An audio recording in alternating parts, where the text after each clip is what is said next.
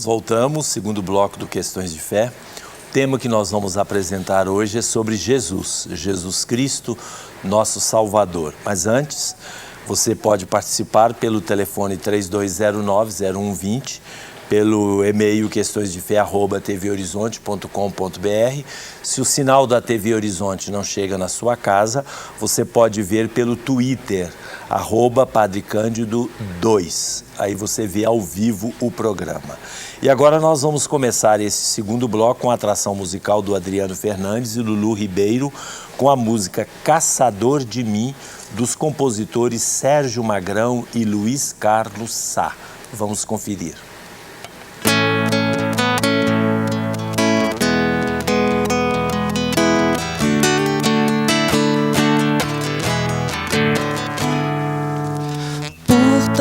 Amor, por tanta emoção, a vida me fez assim.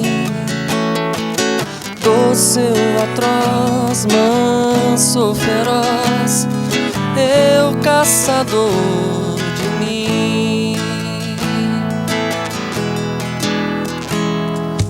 Preso às canções, entregue às paixões que nunca tiveram fim. Vou me encontrar longe do meu lugar, eu caçador de mim. Nada a temer, senão o correr da luta. Nada a fazer, senão esquecer o medo. Abrir o peito à força de uma procura. Fugir das armadilhas da mata escura. Longe se vai, sonhando demais, mas onde se chega assim? Vou descobrir o que me faz sentir, eu caçador de mim. Nada a temer, senão o correr da luta. Nada a fazer, senão esquecer o medo. Abrir o peito à força de uma procura. Fugir às armadilhas da mata escura. Longe se vai, sonhando demais, mas onde se chega assim? Vou descobrir o que me faz sentir, eu, caçador de mim.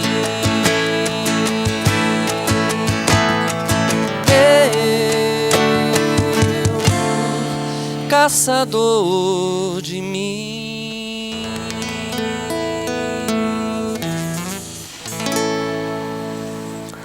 Muito bem, ouvimos Caçador de Mim. Vamos agora ouvir, podemos passar o VT? Podemos passar o VT, ouvir o que as pessoas sabem e falam sobre Cristo. Vamos conferir. Sim, eu sou uma pessoa cristã. E o que faz de você uma pessoa cristã?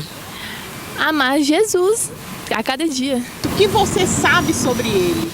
O que eu sei sobre ele, não muitas coisas, mas sei que ele está aqui presente toda hora, todo minuto do meu lado aqui, de vocês. Na sua concepção, quem foi Jesus Cristo? Ele, para mim, foi o pai de todos. E você é cristão? Tento, né? Acho que ser cristão está muito além de uma religião. né?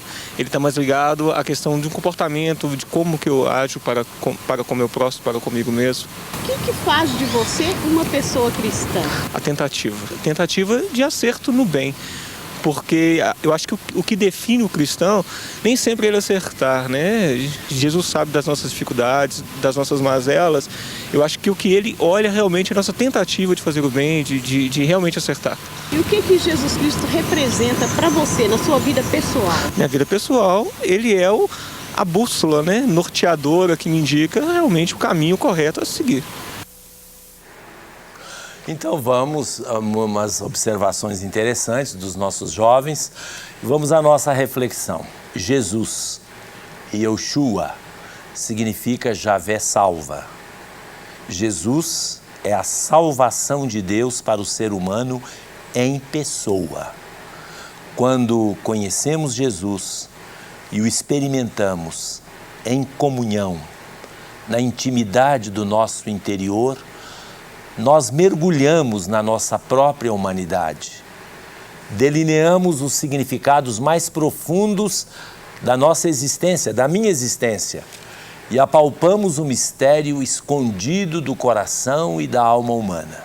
Desejos, esperanças, desencantos, vitórias e fracassos, o sentido verdadeiro da vida, tudo isto encontra no mistério de Jesus de Nazaré, o Messias, proclamado pelos apóstolos, a rota segura de um topos. Topos é um lugar verdadeiro e não uma utopia, onde o finito nosso se esbarra com o infinito de Deus. Jesus é Deus humanizado, como única condição do homem se divinizar.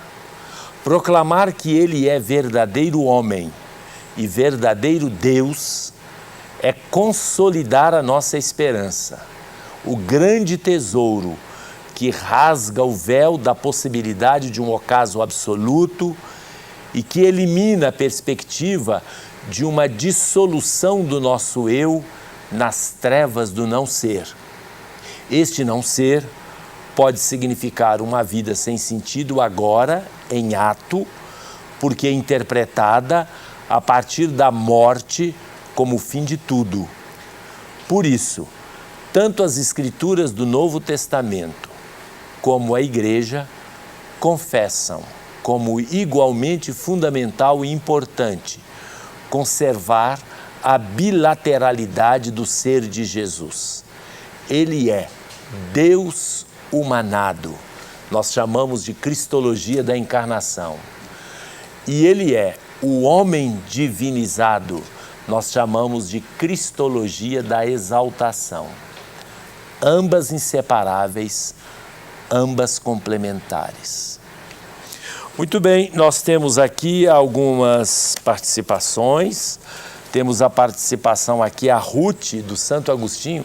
Ela faz uma pergunta que não está dentro do nosso tema, mas nós teremos o máximo prazer em respondê-la.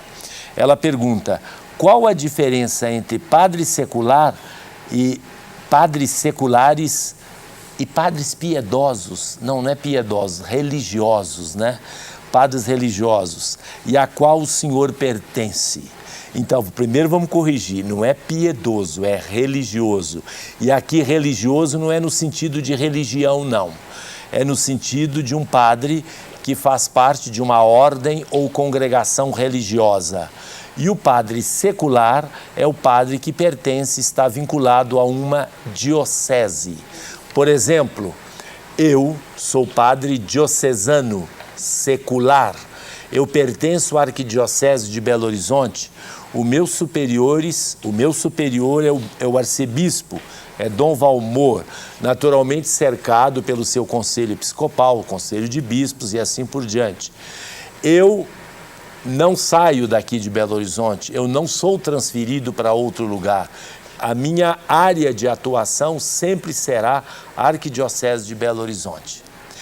Vamos pegar um outro padre da Igreja de Lourdes, ou da Igreja de Santo Agostinho, são os padres agostinianos, Igreja de Lourdes, os padres claretianos, a Igreja da Boa Viagem, padres sacramentinos e assim por diante.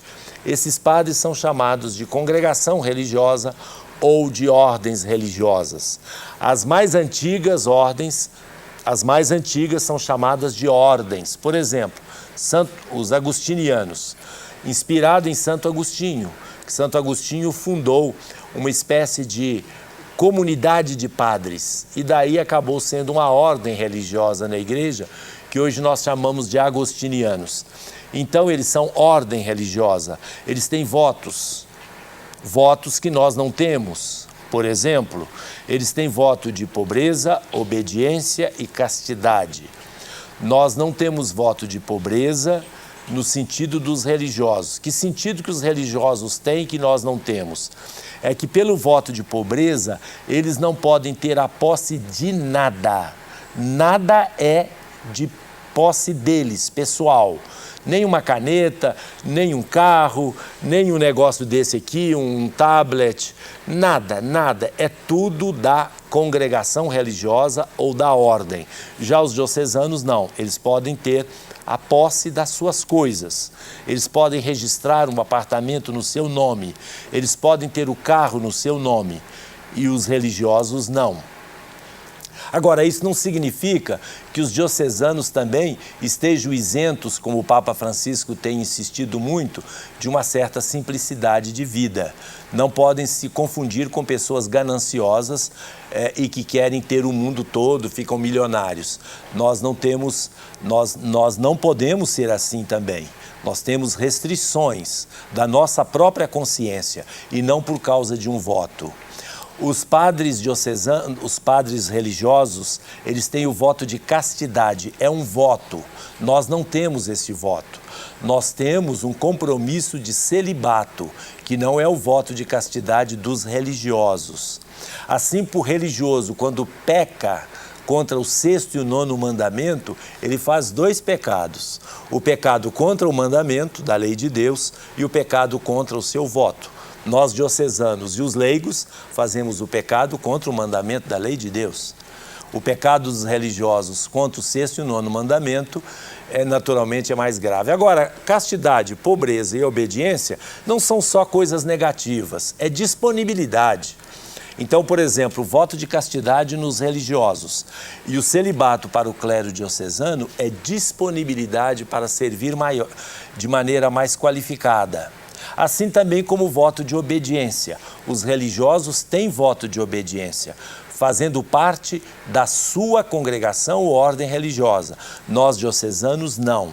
Nós temos um compromisso feito na ordenação de obediência ao nosso bispo diocesano. Naturalmente, é diferente. O religioso obedece ao seu superior, é transferido para qualquer lugar do mundo onde tem casas da sua congregação, e nós, diocesanos, obedecemos à nossa diocese e sempre permaneceremos nela. Voltamos daqui a pouco para o 3º bloco do Questões de Fé.